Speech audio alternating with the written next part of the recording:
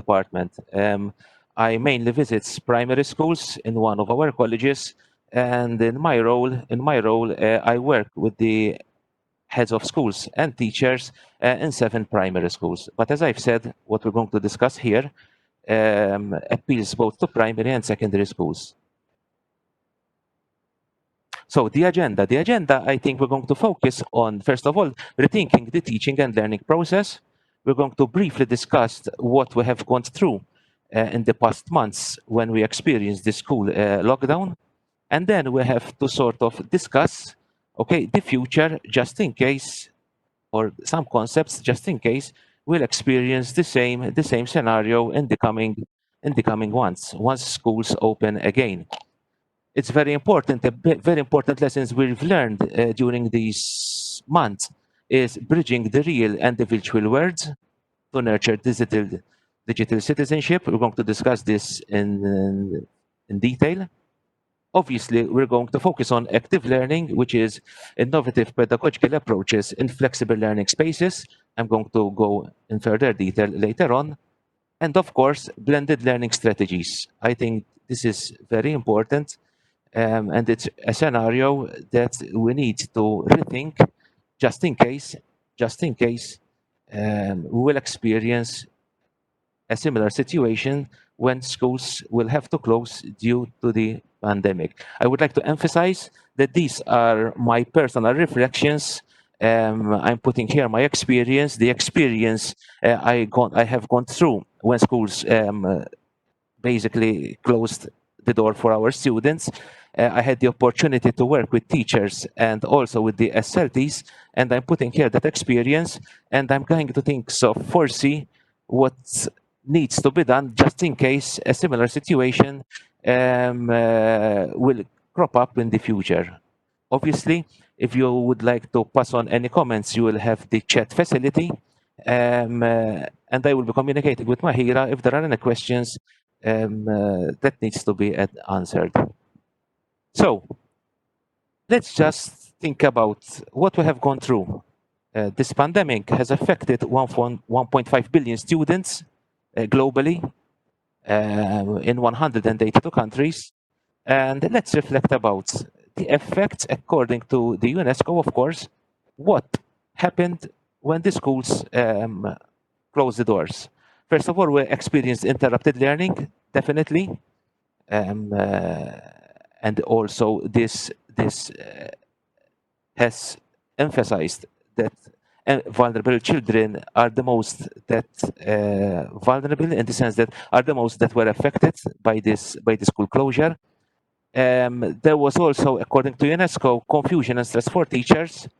Basically, they had to adapt overnight their teaching strategies without any formal training, because this has affected everyone overnight, not just teachers, but even our directorate. Parents who were unprepared and who played a crucial role in the teaching and learning process of their children. In fact, one of the comments I received when I discussed these issues with parents is that they themselves had to become teachers, sort of. So yes, we have to prepare parents as well. We have experienced social isolation from students who on Thursday they were still meeting their friends at school. On Friday, the 13th of March, okay, that has all vanished.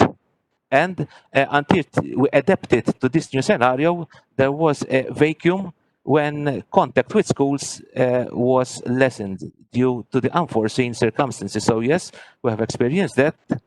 We have gone through challenges, how to make the shift through distance learning, and obviously in terms of assessments, you all know what happened. The MedSec were postponed.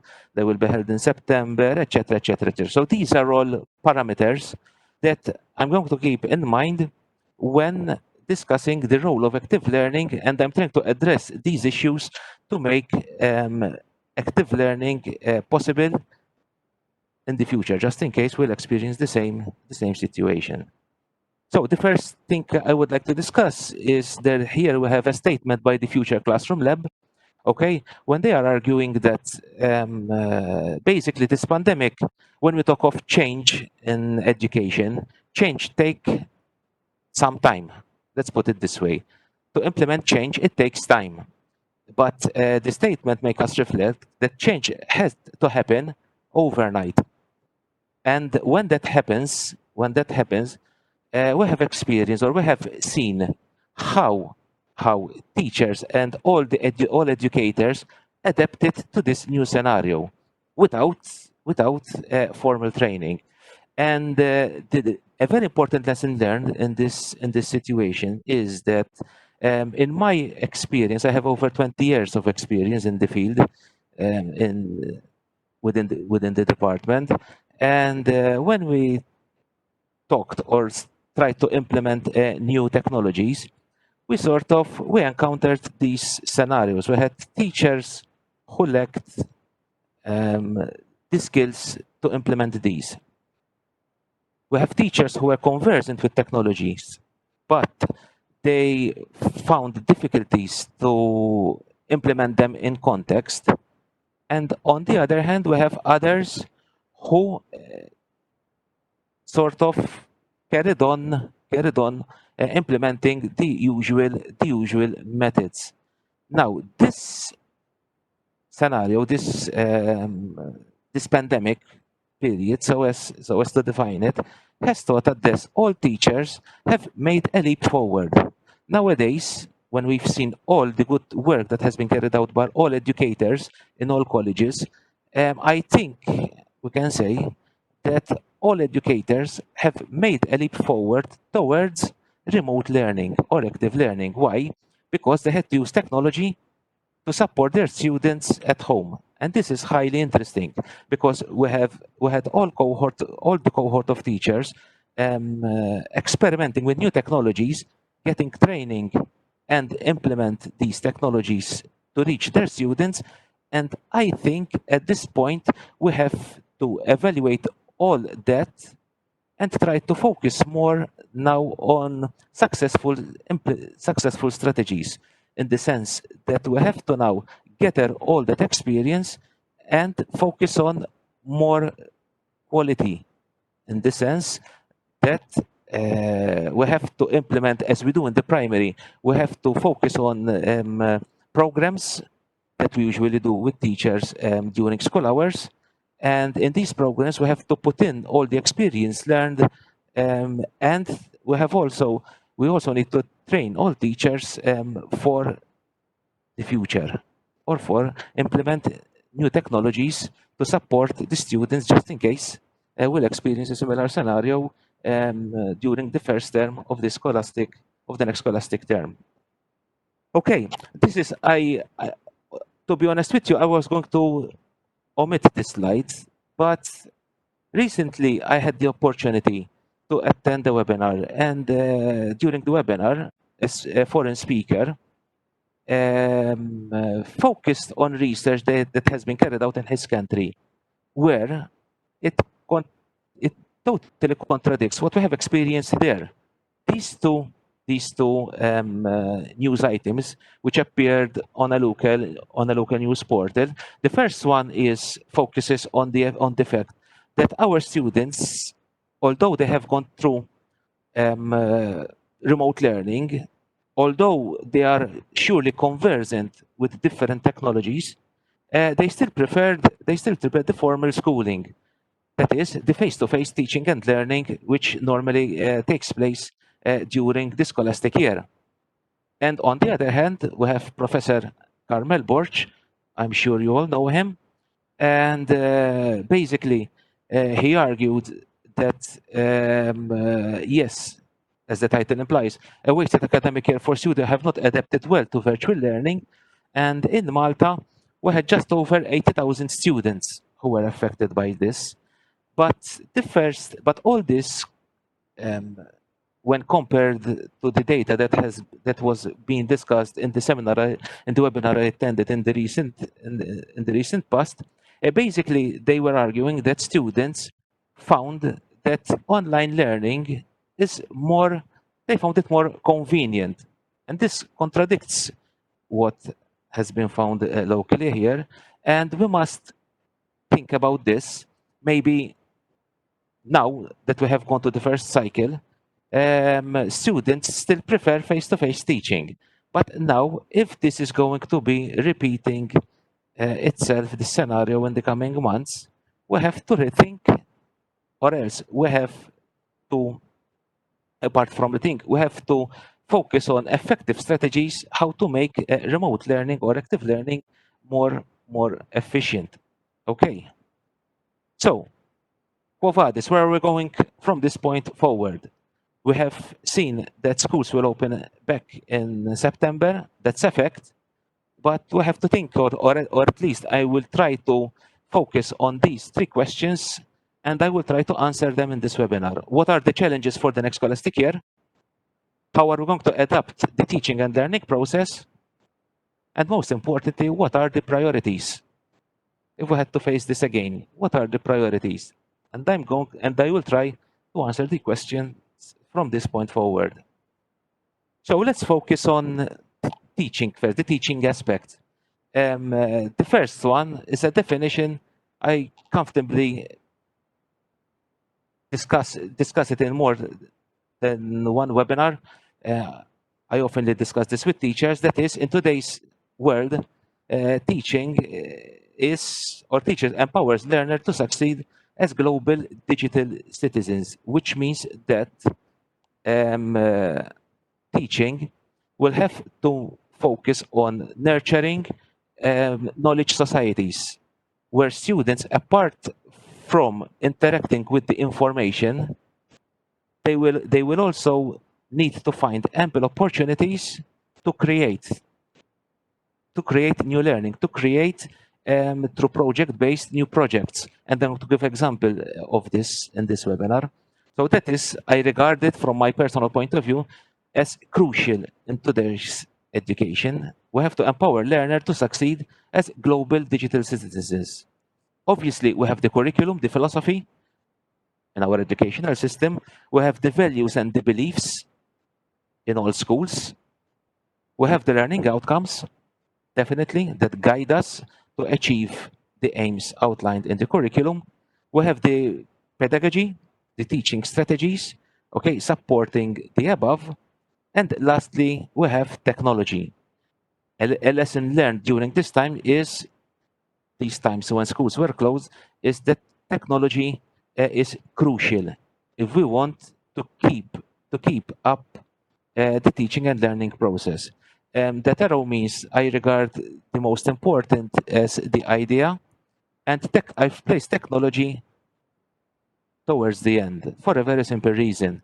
A lesson learned in the past is that technology alone won't make any difference, won't bring change alone, technology alone.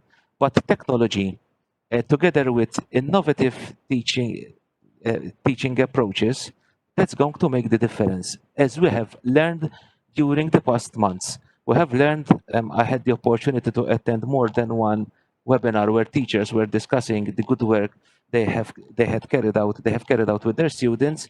And when you see teachers, LSCs, all educators using technology in a very effective way and creative way as well to reach students who are at home, I mean, that is, I regard it as highly positive and highly encouraging for the months to come. So yes, technology is here to stay in the sense that it's crucial, but technology alone will not bring the change. It's the pedagogy and it's us who's going to make the difference. When we talk about learning, and I'm starting to introducing the subject of this webinar.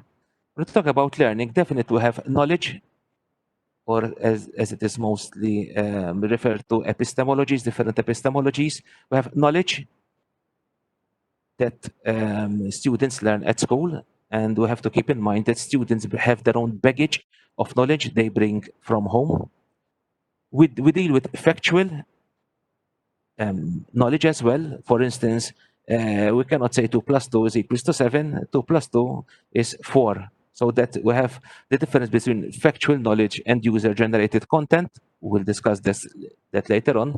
We have the cognition aspect, or how students learn. That is also very important.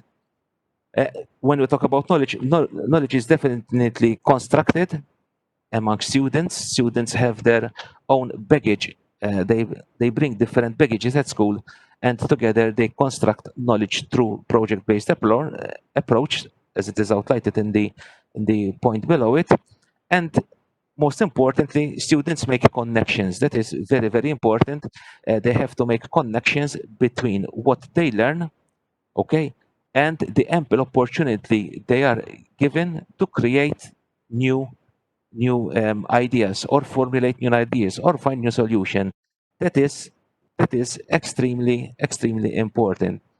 Moreover, we have also to reflect about, apart from this, that students will also interact with the learning content, given whether it's technology or the problem-solving task they are assigned at school, and they have to formulate new meaning from that. So this framework is the basis which I'm going to use to discuss from now onwards the role of active learning. All this, what we have discussed so far, we have to think about the digital competence framework for education, for educators, or the DigComp, where we have the educators' professional competencies, and at primary level, we have specific programs addresses this. We have the pedagogic competencies, and ultimately we have the learner competencies. These are very important, and we're going to discuss these from now onwards. Now, active learning. Why active learning? Or else, what's the meaning of active learning? As I've said earlier on, I'm basing this argument on the Future Classroom Lab by the European SchoolNet. And when we talk about active learning, as active implies, okay, we have learners take a more active role. More active role, in my opinion, is that students are given ample opportunities, as these pictures depicts here, where students will have some freedom to set their own parameters and find different solution. For instance, in the first picture, where there's the robot there, students had the opportunity to discuss the track they wanted to build or they could build in the future, because that was during a workshop, and the track was made available to them. But they had to use the robot to find different solutions according to the challenge given to them. They were divided in groups, and each group had a different challenge. In the second picture, we have students there creating new opportunities using the kits available during the workshops, even in the picture below, and or the picture on the left. The picture on the left is very interesting because students are taking the photo by using the tablet, and then they're going to add to that photo and create a new story. So learners take a more active role. Learners are participating in their own learning. More importantly, learners are also part of the decision-making process. Yes, I regard that as very, very important as well. Obviously, when students are involved, participation increases. Why? Because they have ownership on what's happening. They are creating new content. So basically, here we're talking about the paradigm shift where students themselves become teachers, and teachers is guiding them to reach the goal of the lesson. And obviously, all this is self-directed learning because, as we're going to discuss later on, student might also have the opportunity to use the apps they feel most relevant to their project, and they will be, apart from reflecting, they will also have the opportunity as well to choose what technology or what apps to use to finalize their project. So that's, in my opinion, obviously, I regard these as the basis of active learning in primary and both in secondary as well. So when we talk about active learning, we have to think about a flipped classroom approach, or else, let's put it this way. If schools close down again due to an increased cases of COVID-19, One way to reach students at home is by adopting the flipped classroom approach. I'm making reference here to the blended learning in school education, which was issued by the Commission in June 2020, last June, when they are putting forward the idea or putting forward the importance of adopting a flipped classroom approach um, if if schools will close down again during the first term of the scholastic year.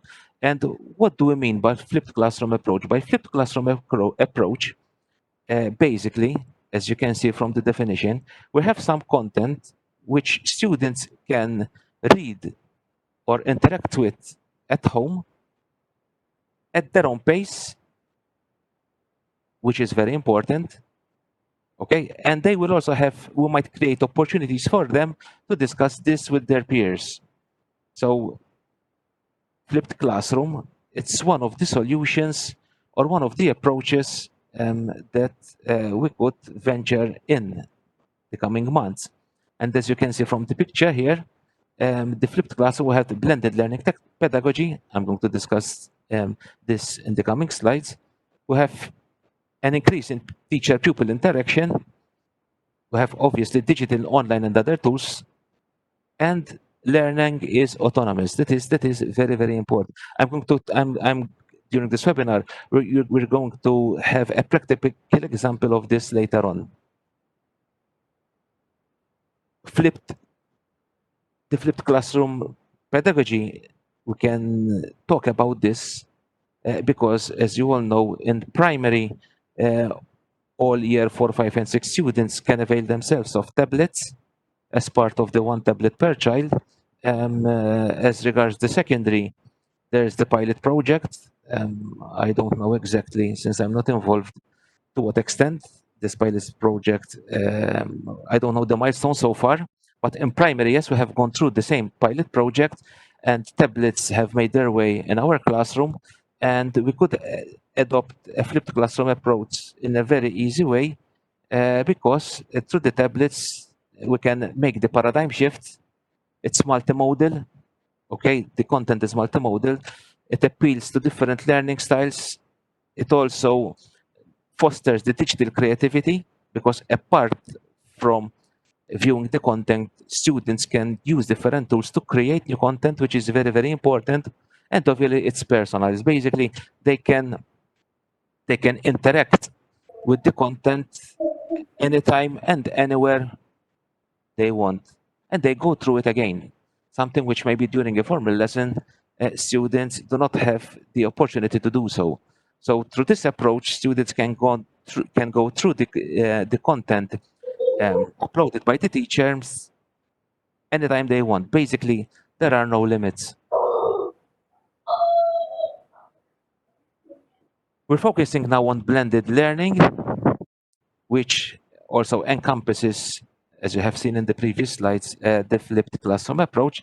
And blended learning, which I'm also referring to the document issued by the Commission during June 2020, where basically in blended learning, and this is very important because, let's put it this way, throughout the past months, I've seen some models, and I had the opportunity to discuss with various educators some implementation strategies as regard remote learning. Basically, remote learning is not having students in front of a screen from 8:30 till 2:30 or 3, and that is the main point of this webinar.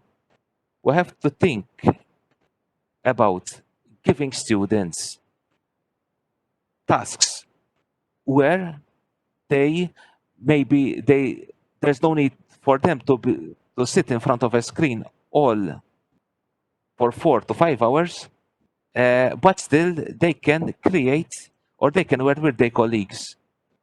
This is very important. In fact, blended learning, one of the definition is that learning goes on when students and teachers are not necessarily online at the same time. We can have students working at home working on a project following the flipped classroom approach. And then we can have the teacher, when he or she conducts a formal lesson in the sense conducts a lesson using synchronous methods, and then further opportunities are created for students to carry on with their project either in groups, as I'm going to mention later on, or on a personal basis. So these are very important aspects to keep in mind.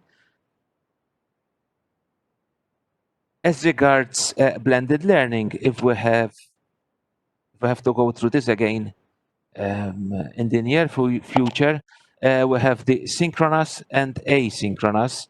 From a personal point of view, the synchronous method, it was a bit problematic with certain families. For instance, we came across instances where the parents had 2 or 3 children and they had synchronous lessons at the same time. So my argument is, the more we focus on asynchronous opportunities for learning, the better, to overcome the difficulties some parents encountered during this period. So we have the synchronous and the asynchronous, and we're going to blend these in the active learning model. Okay, now what is active learning, or how are we going to here? I titled this slide "Breaking the Algorithm of Active Learning." How I'm going to do this, and what is active learning? Basing my argument on the Future Classroom Lab, which is in Brussels, some years ago, they have come up with the model, with the Future Classroom model, which is basically what, in very brief, in a nutshell, because if you consult the website, the Future Classroom Lab website, there is ample documentation about this. But in a nutshell, when we talk about the future classroom or active learning, we have to create instances where students use flexible learning spaces to carry on their project. For instance, we have the present learning space, where basically students present their work to their peers. There is the investigate learning space, where students have ample opportunity to use robotics, or they can use Microsoft to carry on experiments. There is the create, which is very powerful. We have seen this, and we are seeing this catching up in schools, where, for instance, students can use the green screen technology to create new projects. We have seen this, and it's gaining a lot of popularity. We have projects addressing that issue. We have the exchange, where students will have the opportunity to discuss. We have the develop, which is more sort of a personalized approach, where students can conduct research, can work, they can also discuss. And we have the interact, where we have the opportunity to interact with the teacher or with the educator and discuss in a group different ideas. So these are all the flexible learning spaces outlined by the Future Classroom Lab. Now, probably the question that you are all focusing on. But do we need to have all the equipment, all the setup in our school to provide active learning opportunities for our students? First of all, I am currently involved in a similar project in one of the schools that I support, and we are trying to create this environment for our students. But if you don't have all that infrastructure at school, or if I don't have all that infrastructure at school, can I engage my students in the active learning? And the answer is yes, because active learning involves or focuses around pedagogical approaches. And for instance, if I want my students to create something new by using robotics. I can divide the classroom, yes, or I can use, if schools, I've tried it in the past, when I wanted to experiment with students in the robotics field, I used the hall, for example. I've conducted a session in the hall where students had more space to discuss, where students had more space to create, where students had more space to interact as well. So yes, we can take the idea and implement that within our school parameters. I've tried it in the past, and in this project I'm involved in, we're trying to create this scenario, but as I've said, it works. Now, what about active learning? Because this is the challenge now. Active learning, if we experience a similar experience in the coming months, we can focus on the idea and shift that idea towards the virtual world, because an important lesson we learned in the past months is that the physical world at school and the virtual world, basically they have been combined. Okay, and here we can have, or there are some examples here to focus on deep learning. We have different apps that our students use, where, for instance, let's give a practical example before moving on to some hands-on experience. We have the book creator, where students have ample opportunities to work together and create stories.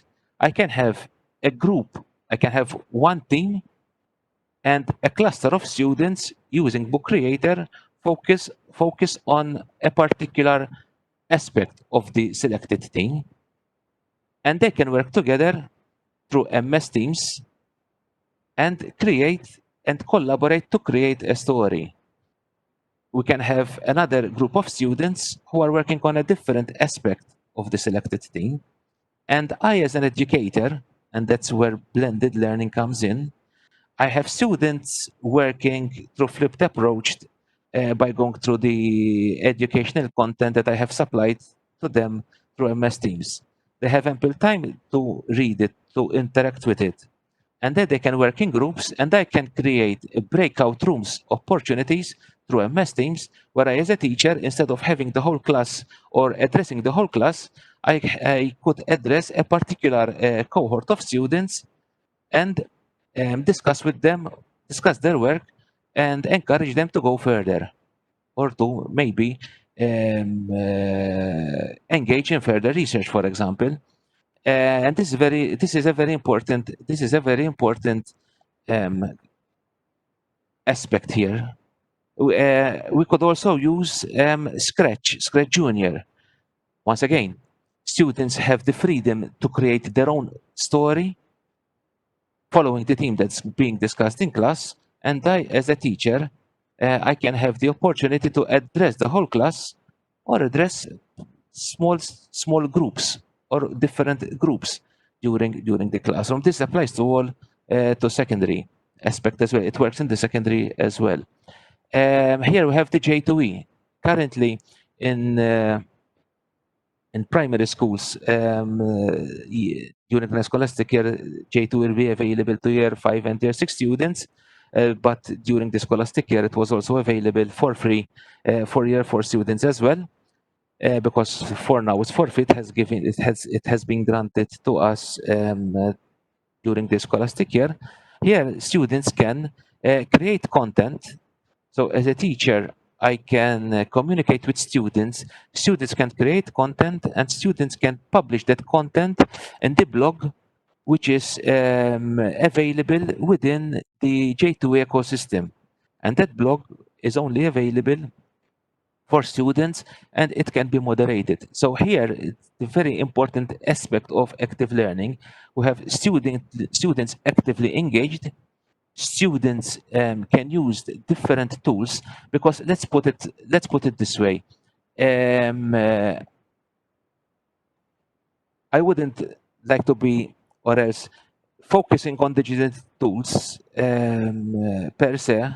as I have discussed earlier on, technology alone will not make the change, will not make the paradigm shift, but the tools embedded in innovative technology, pedagogical approaches, like we're discussing here, and like you will experience in a couple of minutes, that is going to, in my opinion, nurture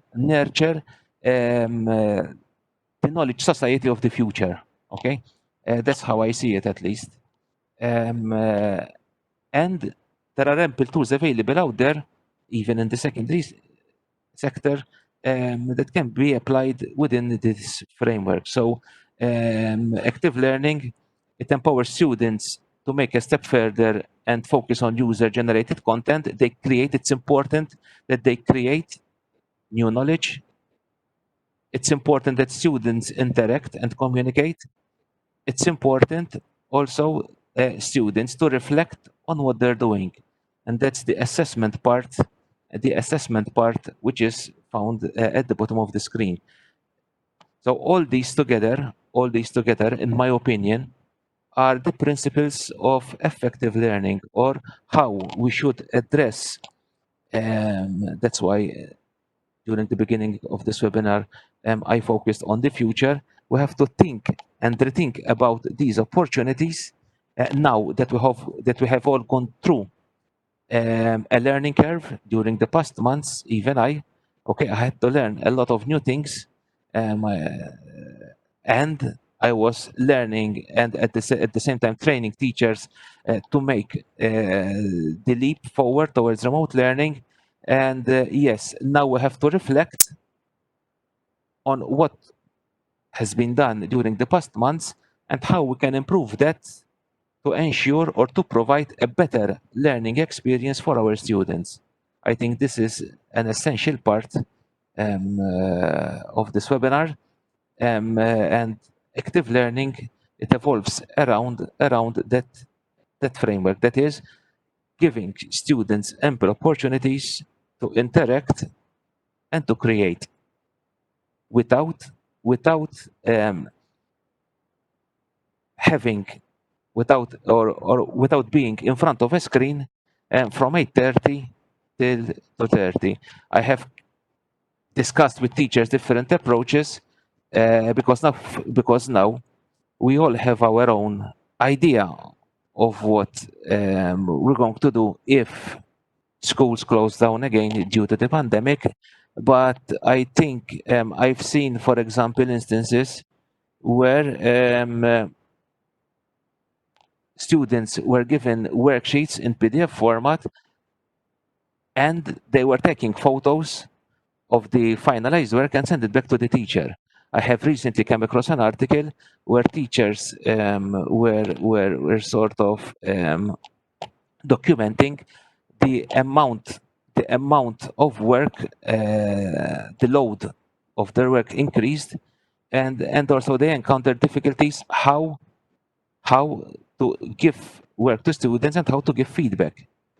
In primary through J2E, all this, it can be done basically just by a couple of clicks, because in the J2E environment, students, the teacher uploads a PDF worksheet.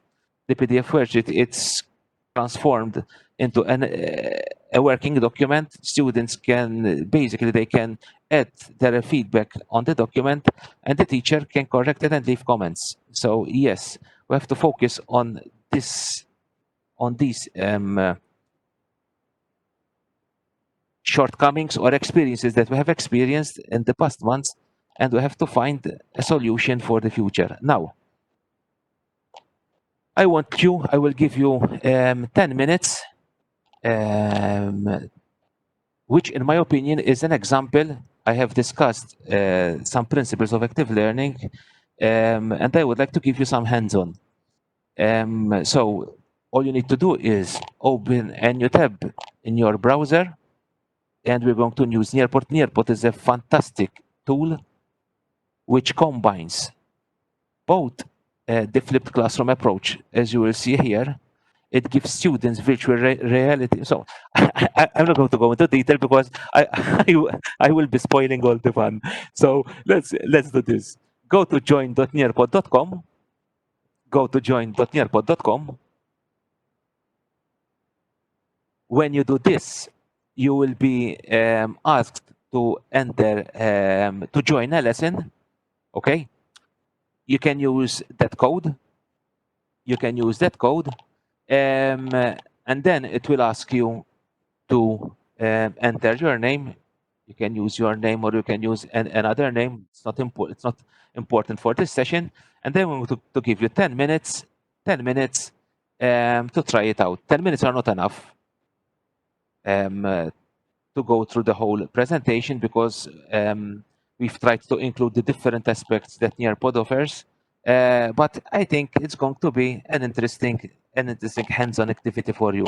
So I'm going to give you 10 minutes from now, and then we'll come back to conclude this webinar. In the meantime, I will have a look. At the chat. Let's see. Or Mahira, are there any questions? The code, please. There are no questions yet, but there are some comments which we can go through. I think somebody said the code. Yes, the code is this, DAKUS. So let me stop sharing my screen and go through it. Let me do this. Okay. I'm going to stop sharing. So Miss Sherry, it's DACUS. The code is DACUS. I'm going. Dacus. All right. Okay. Thank you. I'm going to do this. I'm going to share my screen again.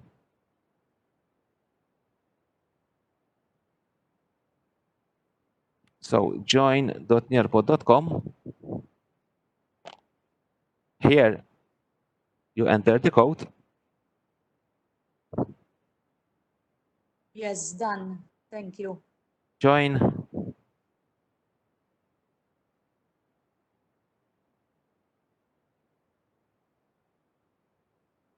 I'm going to enter my name, join session.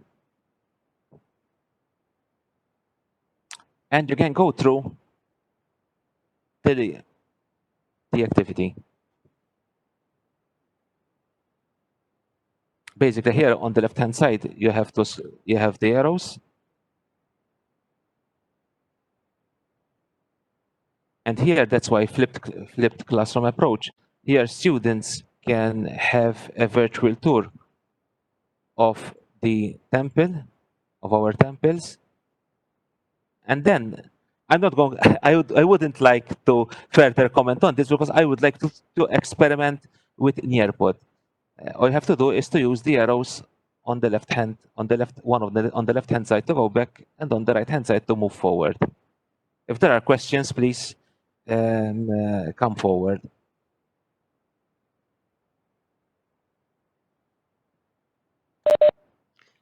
James, in the meantime, Ruben had asked a question in the chat box. And it was about the data and the one tablet per child.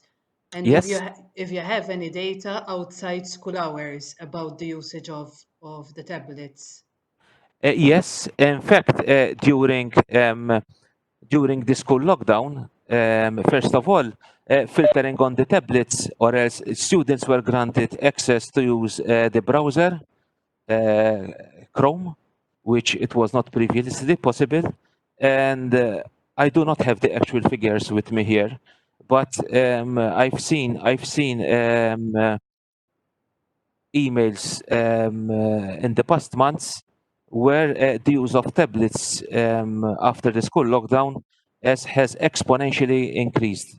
I mean, the numbers or the usage of tablets by students, it has exponentially increased. Students are making more use of the tablets for the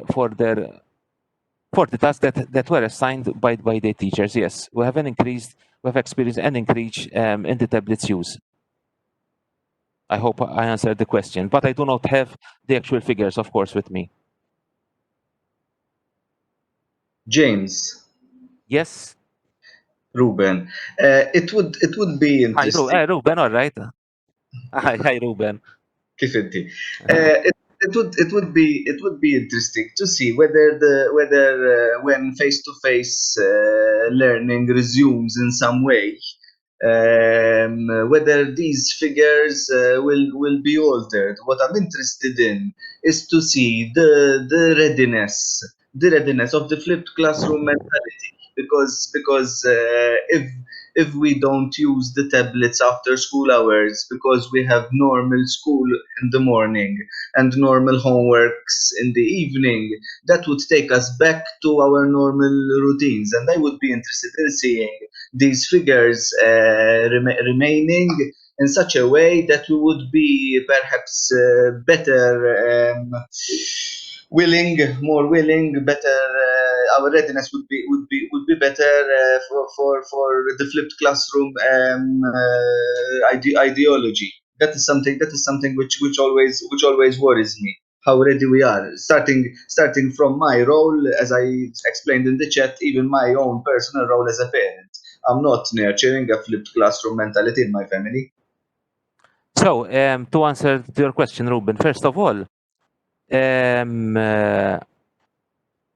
when we introduced tablets in our school, that was a crucial change. Obviously, one of the changes or one of the aim was to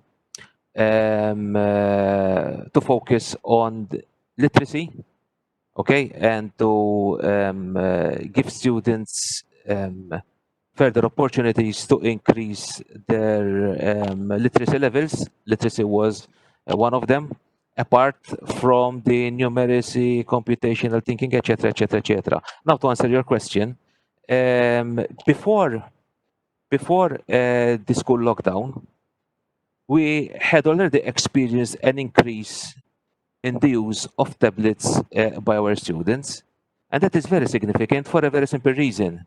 First of all, um, teachers were being trained, were being more accustomed to the flipped classroom approach.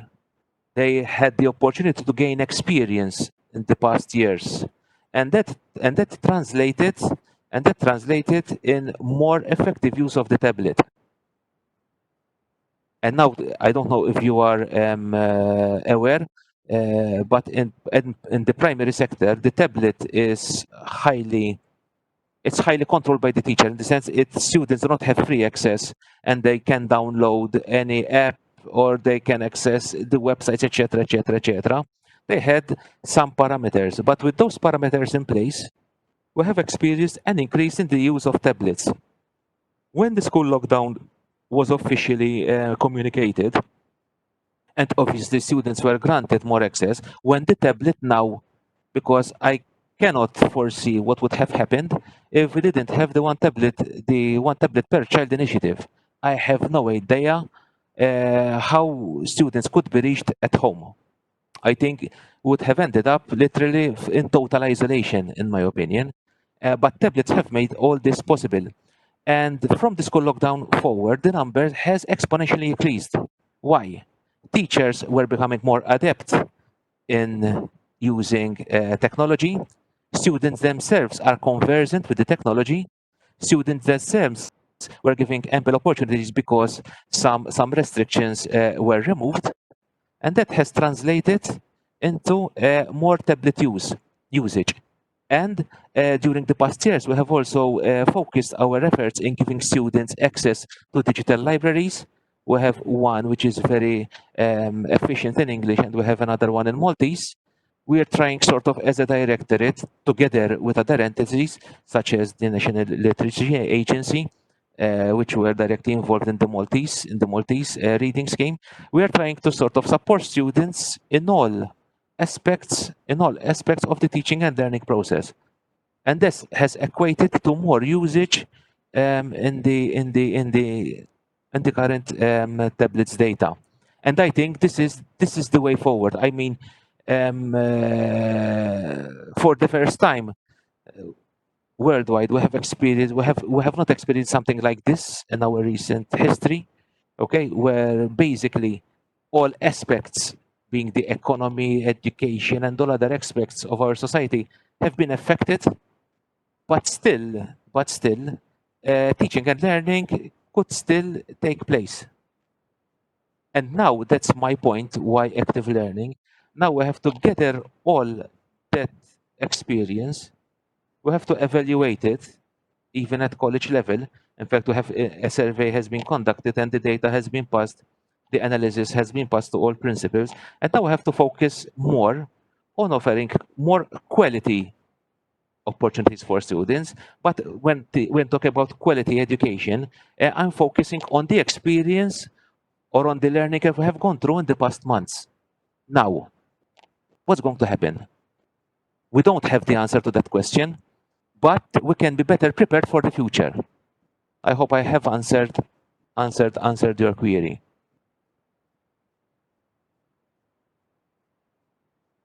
Okay, let me start. Let me stop sharing my screen.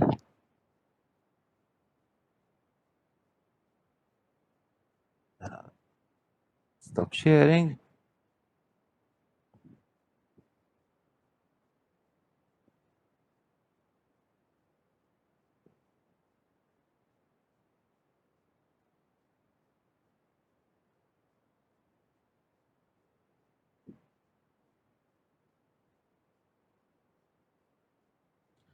And I'm going to give you an example. Give me a moment so that I can access the data.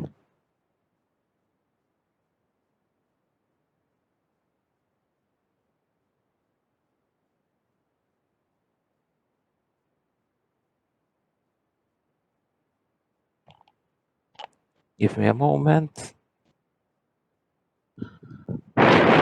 No.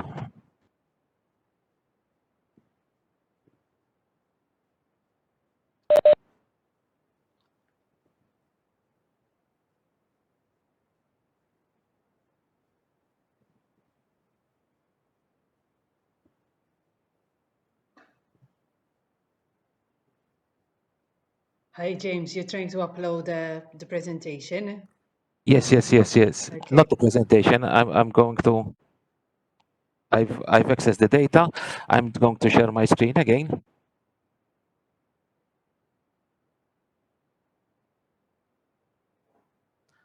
So why flipped classroom? And I, as an educator, how can use the data gathered by Nearpod and move from flipped classroom to a blended approach?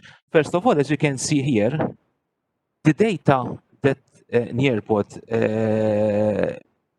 make available to educators is fantastic.